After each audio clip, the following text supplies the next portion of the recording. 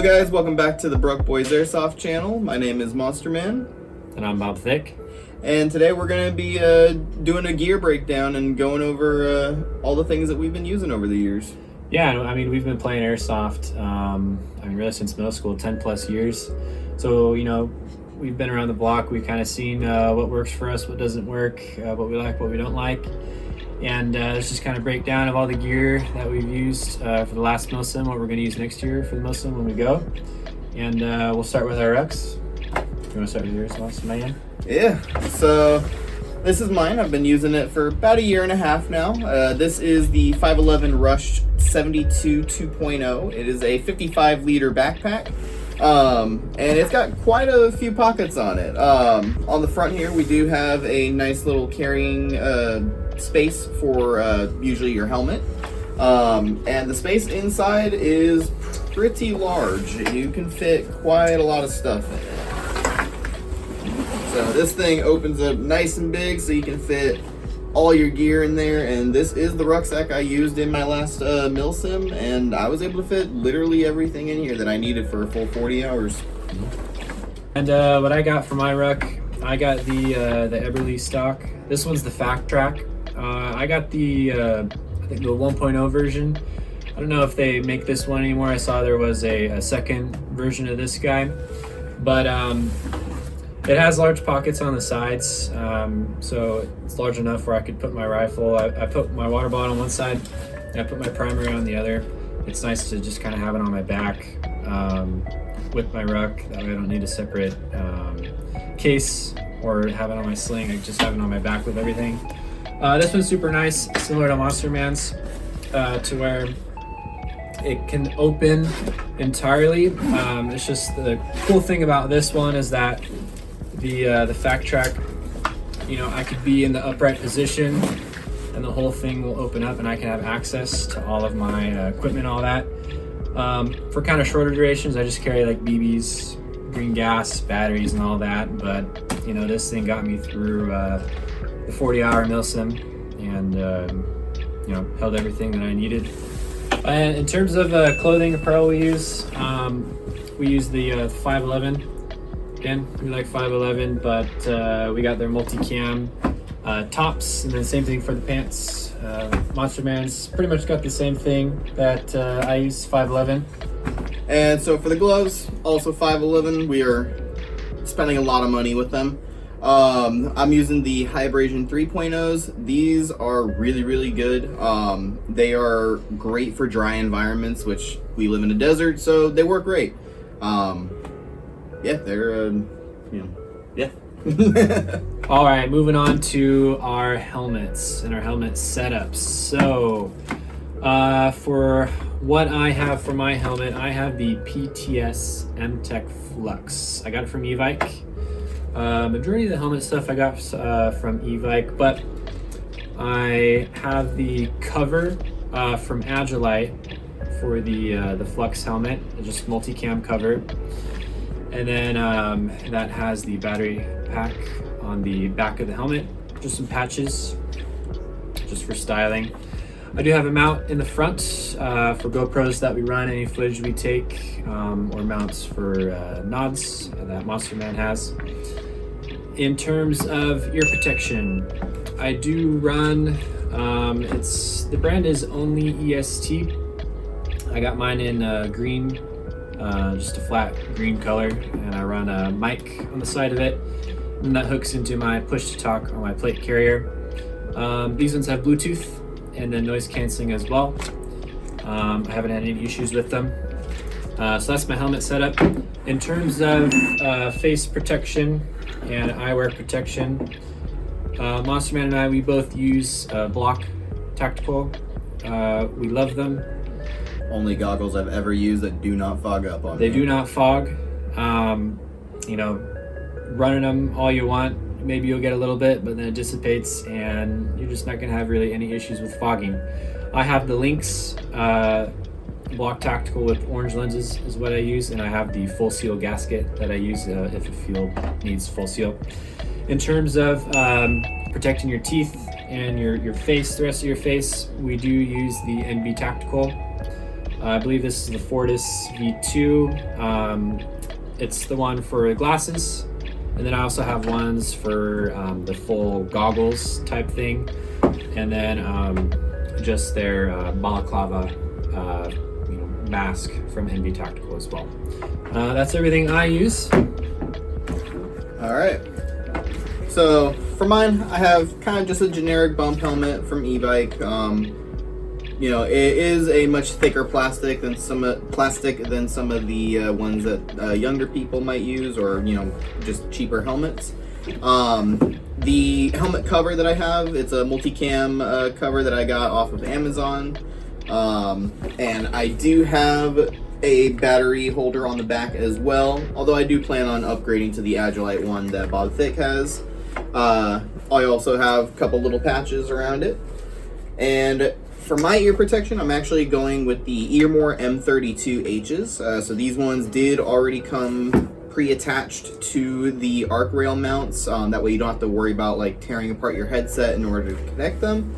And mine also have the built-in mic, which I plug into my PTT that's connected to my plate carrier. I have the Sherwo camera mount on the front for my GoPros, and more recently, I acquired night vision goggles. So these ones are actually digital nods from Goodnight Gear.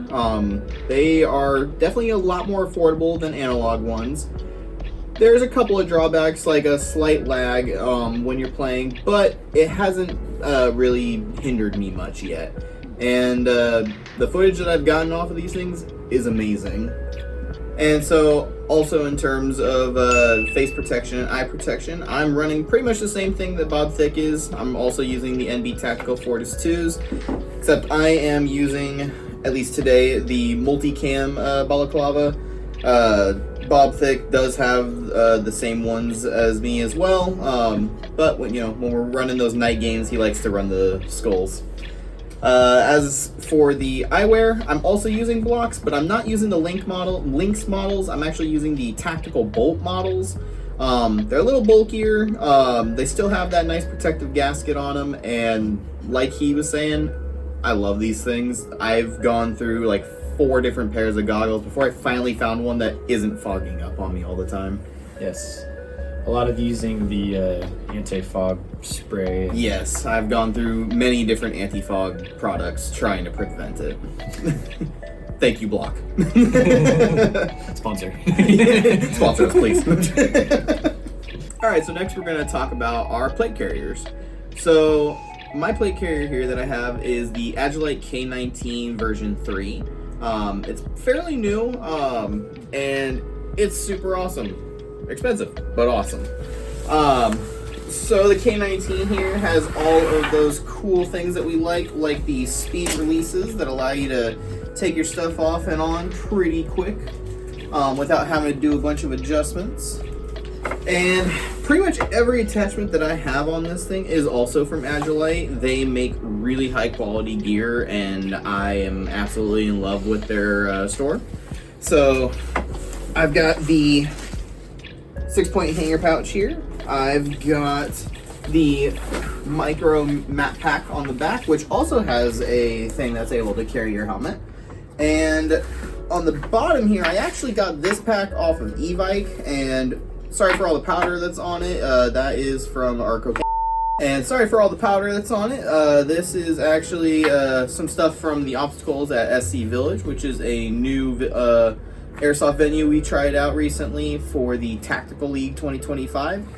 Super fun event. And on this micro map pack, it also includes a area for up to a 3-liter bladder. So I am also using the Agilite Sappy water bladder, which has a cool little attachment that just comes out the bottom here, and then you just wrap it around your plate carrier however you need it to be able to reach you. On the inside here, I have the brand new ice plates. These things make it so that your sweat is dissipated way easier, and it keeps you nice and cool when you're wearing this. And it actually does prevent quite a lot of sweat. So very comfortable to wear. And on the front here, I'm using the HRT placard. This thing is super cool. It's got enough space for 3 M4 mags and 2 pistol mags, or you could use like multi-tools or other things. And it even comes with 2 little GP pouches on the front here. So this thing's super awesome. I'm able to hold tons of my M4 mags and my pistol mags as well. I'm able to store things like extra speed loaders or cloths or anything else in the front, and also, again, super comfortable. This right here is something I plan on upgrading to the Agilite version, but it is a cheap little phone holder. Got this one off of Amazon. Like I said, pretty cheap. And on the side right here is a pretty cool pack that I've gotten from Evic. It is my admin pouch, really. It holds your notebook and pens, which are required when you go to a Milsim West event. And it even has another pouch that I can hold my medical card or any other information that is also required.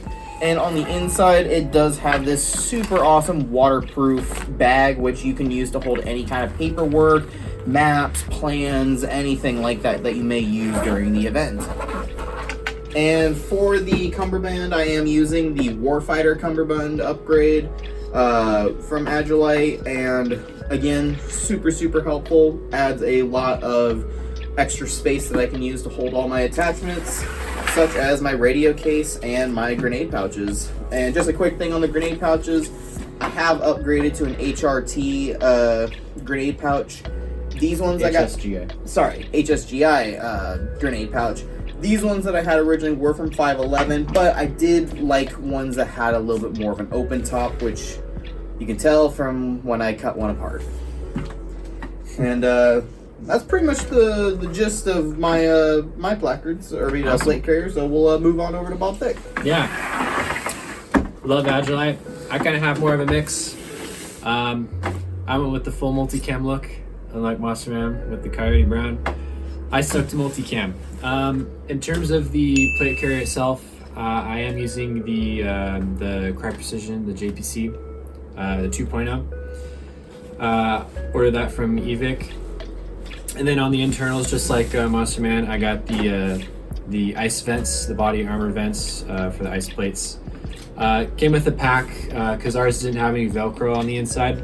So when you purchase the little vents, they do come with packs of Velcro that can stick to your panels on the inside.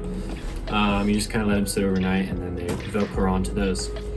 They definitely Velcro better to ones that do not have a mesh like mine. They do tend to peel off a little bit, so you might want to do maybe some hot glue or something to hold them on better if you have mesh on the inside of your plate carriers. Yeah, you want to consider what kind of internal components your plate carrier has. But working from back to front here, with the JPC, it's a little different. Instead of Molly, it has the zipper attachments for the JPC. Didn't get anything special. I know they have some pretty expensive back panels for the JPC, but this is just kind of a generic zip-on backpack that I got from Amazon. Put some patches on there that, just storing extra shells for Thunder Bees, extra mags. Sometimes I'll carry an extra water bottle in here. I don't have a bladder. I might plan to get one, but this is just kind of miscellaneous, any kind of extra ammo and all that. In terms of the front, got a little more of a mix going on here. A little bit of Agilite, a little bit of Spirited Systems. So kind of from top to bottom here, I do have a little conversion for the admin pouch. The JPC does have the built-in admin pouch, but it has the Velcro. So what I kind of found and put on here was a little conversion to make it from Velcro admin to zipper, so that way it's a lot quieter and it's easier to access. Got a nice little American patch there. In terms of the placard that I'm using, it is a Spirited Systems. It's the Microflight chassis, the Mark V version, and I do have Haley strategic mag inserts. That way I can hold 3 M4 mags. I do have the Spirited Systems kind of front panel attachment to my placard. This is their newer triple elastic mag pouch. Super cool. I could hold up to 6 mags if I wanted. They just stretch open, but pretty useful to kind of put in any extra kind of tools, pliers, kind of anything really with just the elastics on them. On the sides, I do just have a single kind of just pistol mag pouch that I attached on the side here. I put my multi-tool in here, that's from Spirit Systems. And then on the other side of my placard, I do have a elastic tourniquet holder, that's from Shaw Concepts, that I put on the side there. I am also running the Agilite, the hanger pouch as well. I just got the multicam version. I actually like to keep my speed loader in here. I find it useful just to have access to it in the front. And then I just have a little S-clip. I hang my gloves off of my placard. In terms of the cummerbund, I haven't changed it from just what it comes with from the plate carrier. But I have added the Spirit System, the small GP pouch. I just run grenades. I currently have a shower grenade that I run here, but extra thunder bees and all that. And then on the other side, I have a couple more pouches that I put on here. This is the unobtainium gear. It's just their elastic mag pouch, but I kind of just am using it for my radio here. And I have a little cover, that way it doesn't key the radio in there. Keeps it tight and secured. And then on the front here, I have the Spirit System, their spud pouch. It's super cool. I'm running another grenade in here, but you can honestly use these for whatever. I might get another one, that way I can have access to another water bottle in the front here for water. And then along the side here, just some wiring. I have my push-to-talk that I got with my my headset. And then I have some upgraded shoulder pads that I got from Shaw Concepts. This is their ARC shoulder pads. And then I just run the cable on the side and on the back to my radio. And I think that pretty much covers my plate carrier setup. Yeah, and just something that I forgot to mention when it comes to the PTT, I've also got mine running through the shoulder, and I'm actually using the Code Red PTT because turns out there's a couple of not issues, but things that prevent regular PTTs from working with my headset that I'm using. Yeah, the humors. And when it comes to Bobthick's shower grenade, it's not just any shower grenade, it is the Whirligig, specifically their version 2, I believe. Yeah, it's one of the newer ones. Yeah, so super slick design. It's not those like bright orange, bright red grenades that you see online for most shower grenades. And if you guys actually want to see what this looks like when it's being used, check out one of our YouTube shorts. We'll link it somewhere, and you can actually see it in action. Yeah. All right, as for our battle belts go, I am rocking the HRT Tactical. This is their newer ARC 2.0 battle belts. As far as the inner belt goes, I do have the Haley Strategic. This is their slimmer. I believe it's the 3.0. It's the newer inner belt that I rock along with that. In terms of what I have on my battle belts, right now I just have a single elastic pistol mag pouch from Spirit Systems. I'm rocking on the side. I do have it canted. This is just one of the cantable attachments from HRT Tactical. So this is just a malice clip that hooked to it. I do plan on getting another pouch or two on the side to fill some of the space. But right here I do have my dump pouch. This is actually the newer dump pouch from Agilite as well. Just came out. We love Agilite. They have some awesome products. But this is their newer dump pouch that they just released, and it's super cool. It does have MOLLE attachments on the inside of the dump pouch that you can actually attach a separate mag pouch and for whatever you want inside of the dump pouch as well. And then you can set it up in a way to where that the mag pouch that you put in when there's a magazine inside, it does come with an elastic clip or just a bungee, a shock cord that can go over the mag. That way when you pull your mag out, it just automatically releases the dump pouch and it's just ready for use. In terms of my right hand side, I am rocking just a generic hardshell holster. I believe it's from Evic. Brand on here says SideTac, but it's just kind of a generic Glock hardshell holster. It just has a button on the side, releases the Glock, and it secures it in there. In terms of how I am actually attaching it to my battle belt, I am using the, this is a bang pouch is what it's called. And I have a little bit of a Reese wrap just to kind of cover it and give it a kind of just more aesthetically pleasing with the multicam look that I'm rocking. And I do have a leg strap. This is actually the Shaw Concepts Sidekick leg strap that I am using as well with the bang pouch. And that's what I got, MonsterMan. So I've built out my battle belt a little bit more. I am running the 511 Maverick tactical belt. I got this one, I want to say about 2 years ago, and it's been pretty awesome.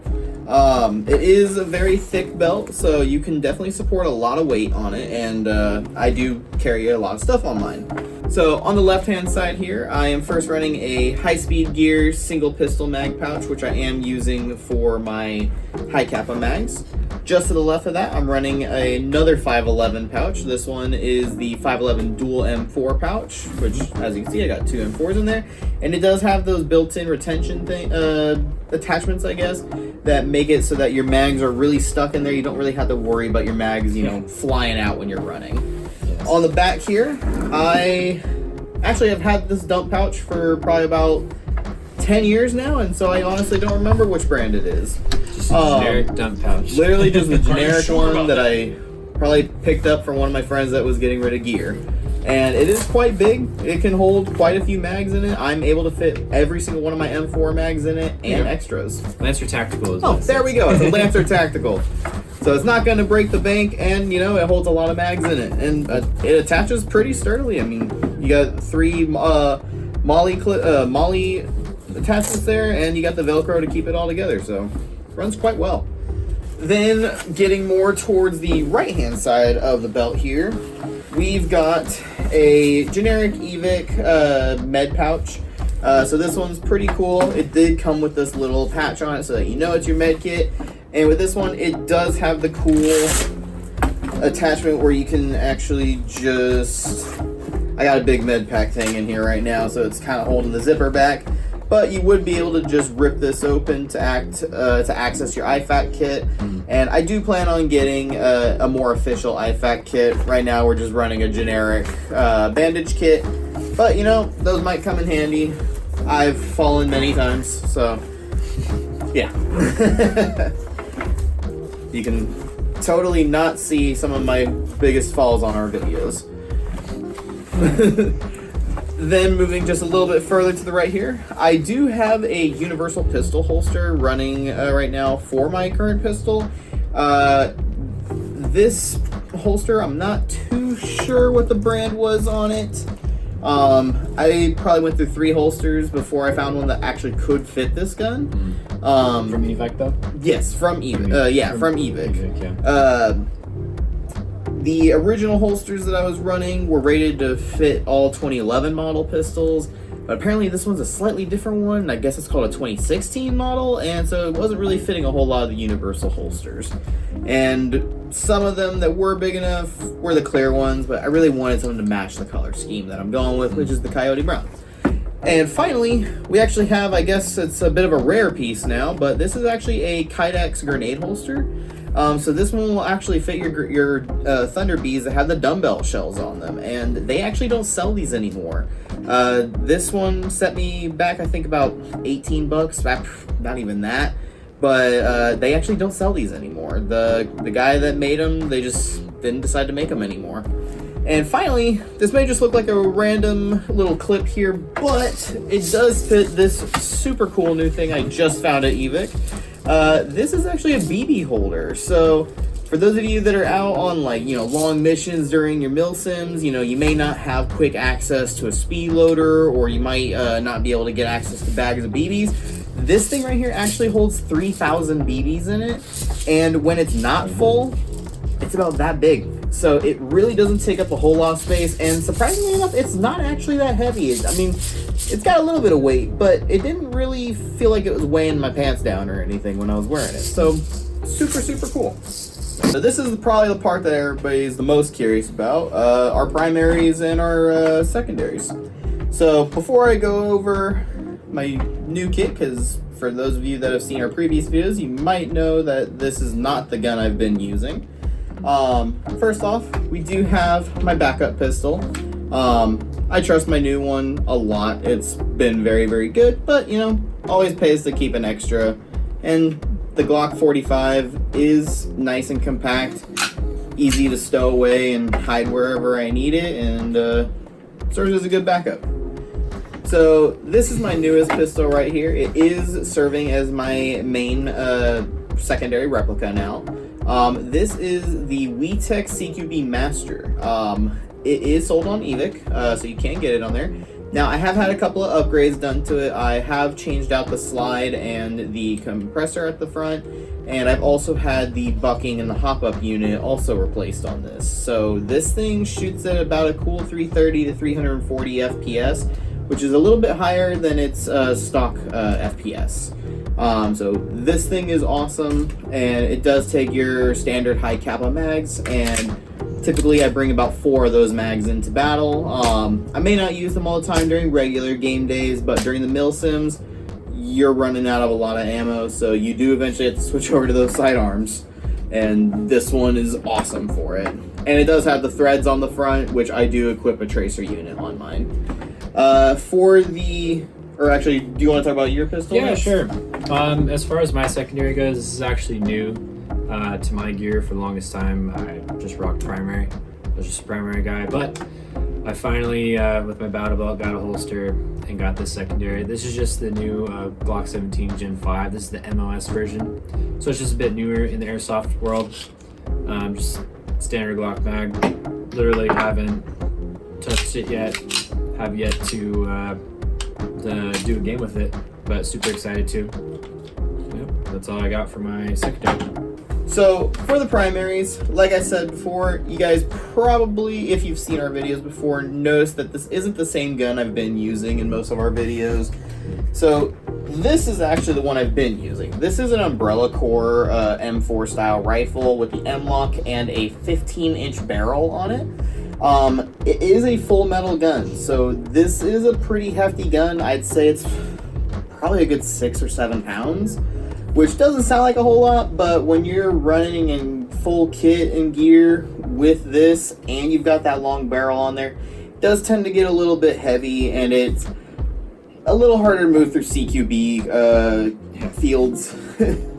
As Bobthicc can attest, the last several games we've played, I have complained about not being able to maneuver very well with this thing.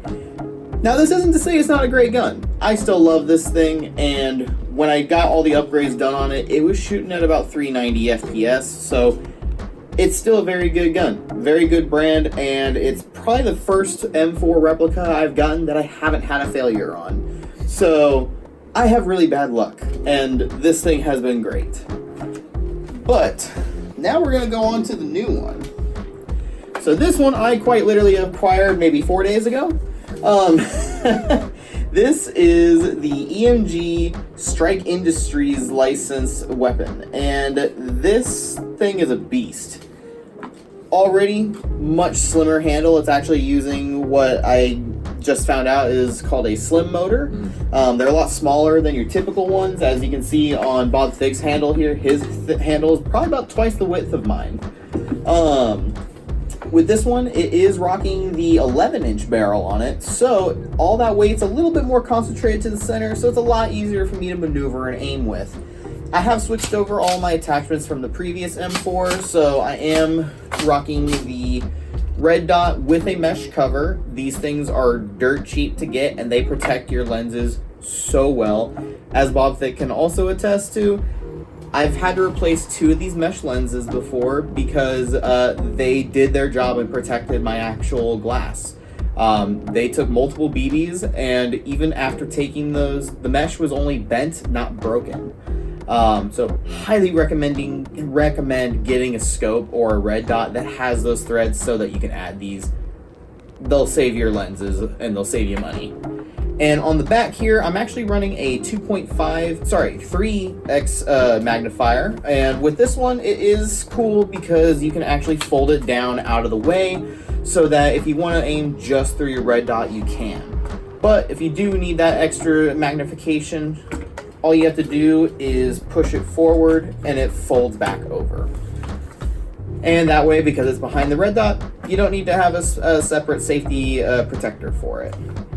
On the front here, I am running a flashlight. I forget the brand name for it. We will have the brand name in the description. From Amazon. Yeah, got it off Amazon, and this thing is one of the coolest attachments I've ever gotten. The lumens and the brightness on this thing is insane. I can light up basically the entire sky with this thing. And it does have 3 different modes, actually. It's got regular flashlight, it's got a green laser, and it does a combination where you can run both at the same time. And this thing has helped me through many, many dark playing fields. On the bottom here, I do have a attached Picatinny rail. I do plan on getting an angled grip on this because I think the angled grips are just a little bit more my style than the foregrips. And other than that, this thing's pretty cool. I have quite a few mags on the table here, and this is just kind of to show how many different types of mags I've used. This is actually the one that comes with it. It is the standard Strike Industries 5.56 style mag. This one currently holds 250 BBs. They do have a 170 round magazine as well, but this specific mid cap is, at least last I checked, out of stock. Hopefully they'll be back in soon. For the other 3 types that I'm using, these Lancer Tacticals that have the little windows in the front are so helpful. These are probably some of the best mags I've ever had from Lancer Tactical, actually from any brand. These things, I've never had issues with the feeding on them, and having that little window there is super, super helpful for telling how much ammo I have left. And they fit great in this gun. No issues with clicking in or out. These are the hex mags that I have here from EMG Arms. They've worked pretty well on my old gun. I have noticed a little bit of a fitting issue with these ones where they do seem like they're a lot looser than some of my other guns, but the feeding is still good on them, and I like them because they're really easy to grip and really easy to pull out, and they are not that expensive either compared to some other magazines. And finally, this is actually the magazine that came with the Umbrella Core mag, or Umbrella Core rifle, and again, clicks really well into the gun, and it matches that nice black theme that I have going for the gun. And this one, I believe, was about 250 rounds as well. I really do like mid caps. I don't think you ever actually used high caps, did you? Way back when. Way back when we were way back when we were still learning how to airsoft. Do not buy high caps. They are not as fun as they sound. Mid caps are the way to go if you're trying to just have prolonged games. Yeah. All right. But yeah, that's pretty much it for my primary. So I'll turn it over to Bobthicc. Okay. Cool. So this is a little bit newer to me. It's some of the older clips that we've posted. I still have it, but I did rock a Lancer Tactical. I think it was the Gen 3. Yeah, it was the Gen 3. Tactical Gen 3, just M4. I was one of the lucky ones and didn't have any issues. It still works, but it's been a long time coming, and I've since upgraded to this guy. This is the Daniel Defense licensed replica. This is the MK18 R3, the 5.56 version that takes M4 mags. This is actually electric blowback, so you do get that little bit of a kick, not gas blowback, but it's nice to kind of feel each shot with an AEG, so it's super cool. I absolutely love the look of this gun. I do have a couple attachments that I've put on here. This red dot is from Specna Arms. I'm I'm sure we'll post the link to which version. I think it's their newer model of red dot. As far as the front, I've added a flashlight. This is the Odin, the O-Light. The O-Light. Super cool flashlight. Came with the pressure pad. And it has a pretty unique locking system on it. It just has a little switch on the bottom here. And then all you really do is you just click a button. This unattaches, it's just magnetic. Click a button and the light itself just slides right off. If I don't want to rock a light, I can just slide it off without having to remove the whole mounting system. It's just with M-Lock. Put it in my bag, I can forget about it. If I want to use it as it gets dark, just slide it back on, magnet clicks on, and then I can just lock it in place. And O-Light's always making cool stuff like this. Their flashlights cool are system. some of the best flashlights I've ever seen. Yes. As far as kind of the end of the barrel goes, this is just a mock suppressor. I do have a tracer in it. It's the Ace Tech tracer. I forget which one. I believe it's the brighter C, or I think it's the brighter S. Yeah, yours doesn't do red BBs, right? No, it's just the green BBs. But it's the smaller mini version. I'm sure we'll have a link to which one it is, but it's just the smaller Ace Tech that fits into mock tracers. So I am rocking a tracer at the end here. There are a couple internal upgrades, nothing too crazy. The gearbox is pretty much stock. Just kind of a couple upgrades with the hop-up unit. MonsterMan and myself, we have upgraded to the max hop-up units. My gearbox is ICS, so I just had to get a little bit of a different, I guess, model than you had to get. But we're rocking the max hop-ups, both upgraded the buckings, and it's just a standard, same length as MonsterMan's 11.3 inch. Makes it a little more maneuverable. It kind of gives me extra room to add a bit of a longer mock suppressor at the end here. That's pretty much it as far as the gun goes. Yeah. And with both of our internal upgrades, both of these rifles are shooting at right around 400 FPS, which is pretty much the limit at most outdoor and indoor fields. So they are right on the mark. Yeah, love it. All right, guys, thanks for stopping by. Hopefully this was informative. We appreciate your time as we went through our gear. Hopefully it kind of helps some of you newer players, or even players who are more veteran to the sport. And hopefully we'll see you guys out there, and stay safe, guys. Yeah, once again, thanks for coming to the channel again. We've had a blast making the videos and making the content, and if any of you guys have any questions, or just want to talk to us, hit us up in the comment section, or even on the email posted on our YouTube page. We do have that for Airsoft questions. If any of you are curious in being featured in one of the videos, or just stopping by to say hi to us, we do frequent Code Red Airsoft Park a lot, as you can probably see on our channel. And on November 15th, we'll actually be taking part in the Operation Airsoft Nation at the Fall Offensive at SC Village. So hopefully we'll see a lot of you guys there. Yeah.